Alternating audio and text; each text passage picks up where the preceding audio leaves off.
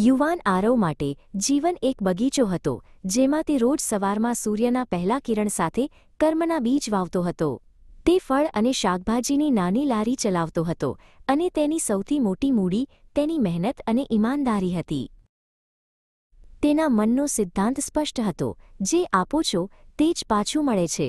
તેથી તે હંમેશા સૌથી તાજા ફળો આપતો, ક્યારેય વજનમાં છેતરપિંડી કરતો નહીં, અને દરેક ગ્રાહક સાથે આદરપૂર્વક વાત કરતો. એક દિવસ બજારમાં એક ચકચકિત માણસ, વિમલ, આરવ પાસે આવ્યો. વિમલે તેને કહ્યું, આરવ, તું આટલી મહેનત કેમ કરે છે?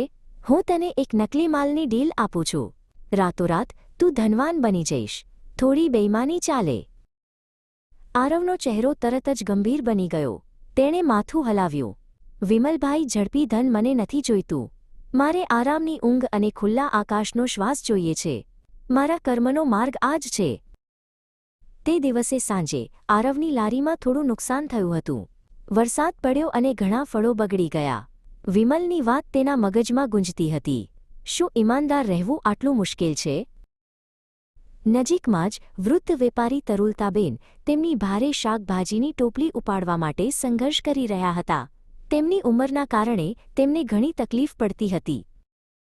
આરવ પોતાનું નુકસાન ભૂલીને તરત જ તેમની તરફ દોડ્યો. તરુલતાબેન, હું તમને મદદ કરું. તેણે એક પણ શબ્દ બોલ્યા વિના તેમની ટોપલી ઉપાડી અને તેમના ઘર સુધી પહોંચાડી દીધી. તરુલતાબેને કહ્યું, આરવ, તું માત્ર ફળો જ નહીં, પણ સારો સ્વભાવ પણ વેચે છે.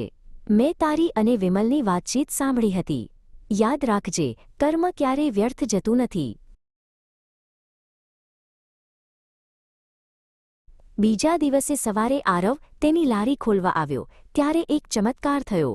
તરુલતાબેને તેની લારી પાસે એક નાની પાટલી મૂકી હતી, જેના પર લખ્યું હતું, આરવની ઈમાનદારીની લારી, અને ઘણા નવા ગ્રાહકો ઊભા હતા.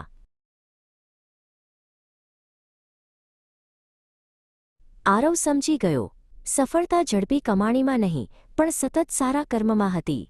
ઈમાનદારીનો માર્ગ લાંબો અને કઠિન હોઈ શકે છે, પણ તેનો પુરસ્કાર હંમેશા મીઠો હોય છે. તેણે ઊંડો શ્વાસ લીધો અને પોતાના કામમાં લાગી ગયો.